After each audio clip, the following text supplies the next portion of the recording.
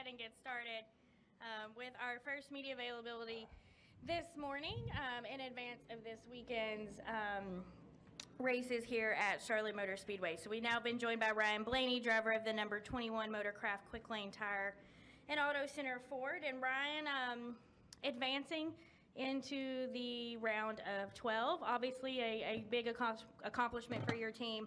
Talk a little bit about coming into this weekend at Charlotte.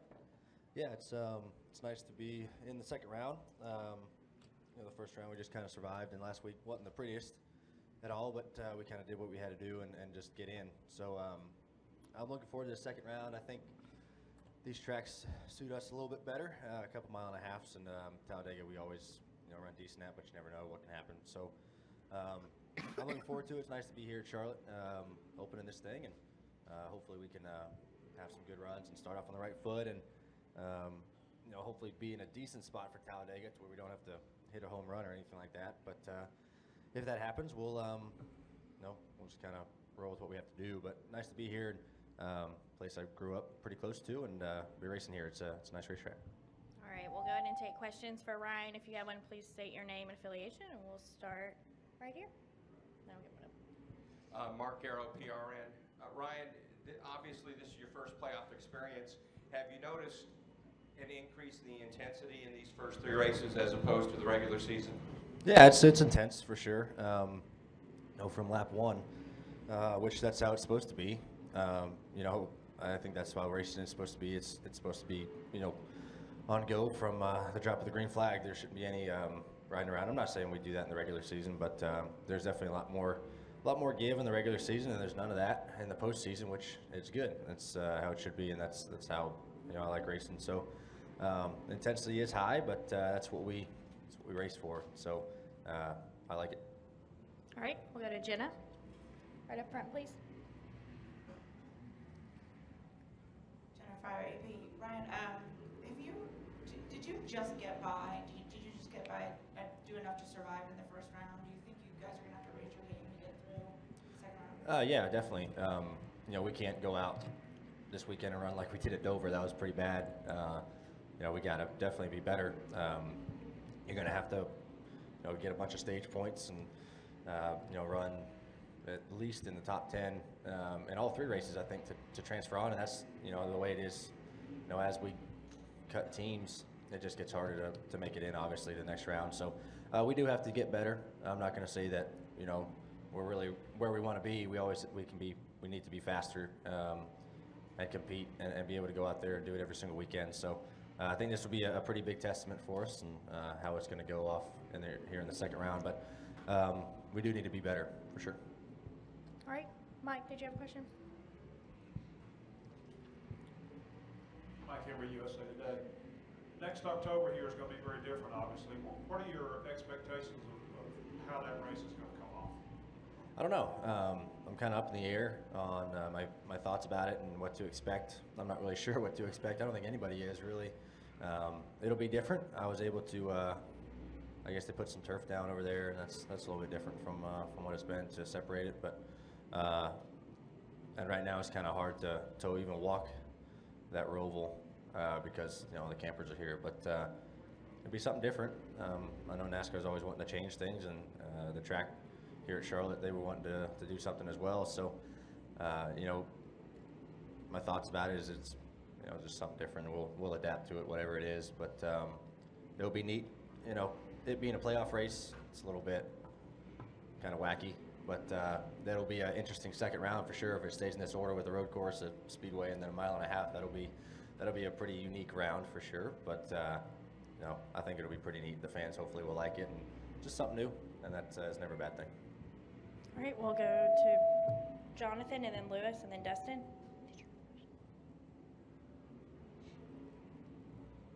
Jonathan from NASCAR.com. So, where do you think you have to be at the end of this race to, not necessarily be comfortable going into Talladega? With that race being a wild card, is it the top 5, is it the top 10? What's going to ease your mind going into that? If we're in victory lane, to be honest with you, I feel like that's the only way you can really feel good about going into a speedway like that. Even if you win a couple stages, yeah, that's great. You got a bunch of gap, but you can go out and get caught up in one before even the first stage and lose a bunch. And I don't really think you can ever really feel comfortable going into a speedway race unless you're locked in. So hopefully we can try to win the race. Obviously that's our main goal, but I think if you have a solid day, it helps out. But I don't really think you'll be comfortable unless you win the race going into next week. All right, Lewis, go ahead. Louis Frank of Reuters. Lap traffic may have figured into the outcome of the race or the eliminations at Dover. How are you finding courtesy amongst lapped cars? I mean, they're racing like they should. You know, look at the situation last week, and that was, you know, there's two sides to every story. I mean, 31's trying to make his season and make it into the next round, and he doesn't want to go a lap down in case there's a caution, try to get some spots, and, you know, yeah, there might have been some leeway. He could have given the 24, but, you know, he's racing too. He's racing for his season pretty much, and, you know, you can't really blame him for that, even though, you know, the outcome kind of stunk for the 24.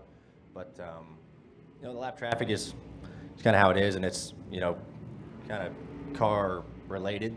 You know, like I said, the 31's in the playoffs. He's trying to make the next round. If it was another car who's, you know, laps down or doesn't really is not in the playoffs, you know, they might give him a little bit of room, but you got to understand who's racing for what, and you know, they deserve to be out there too, no matter how many laps down they are. They're racing also, but I don't think really that's changed very much in the playoffs. The lap traffic, it was hard to pass last week for sure. Traffic was pretty rough, pretty brutal, but I don't really think it's changed too much here, whether it's playoffs or regular season. All right, we'll go to Dustin and then Jim. Go ahead, Dustin. Dustin Long, NBC Sports. Ryan, there's 4 Toyotas left. Kyle Larson's left, obviously showing a lot of speed. How do you compete against those teams, and do you view it as you're trying to race for one of 3 spots left for the next round? Yeah, I mean, honestly, you do kind of look at that. I think personally, there's 3 teams that have been the class of the Cup Series all season, you know, and I think you guys know the 3 teams that have been up there, and especially showing muscle here in the last, you know, especially start the playoffs, but the last, you know, months, handful of months, and you know, you can almost look at it that way, but you know, you never know what can happen, and who can get knocked out or get in, and it's just circumstances. But you know, I don't really look at it that way. I try not to kind of focus on, you know, only one spot in the Final Four. I just try to get to the next round and focus on each weekend individually, and just try to do our job each weekend and then move on to the next one. I think that's the best way to kind of go about things, especially the way the systems are now. So those guys have run great all year, and you know, you got to respect them for it. They've done a great job. But hopefully, like I said earlier, we can get our team better. We need to be better, and whether it's cars faster, I need to be better. Execution on pit road needs to be a little bit better. So if we can improve a handful of things, hopefully we can make a little bit of a march towards those top 3 cars. It'll be tough to do, but I have faith in us. Hopefully we can do it. All right, we're going to go to Jim and then to the back. Go ahead, Jim. Jim on motorsport.com. Going back to kind of Jenna's question about surviving the first round, it seemed like you guys had high expectations. There's a lot of people do when the playoffs started.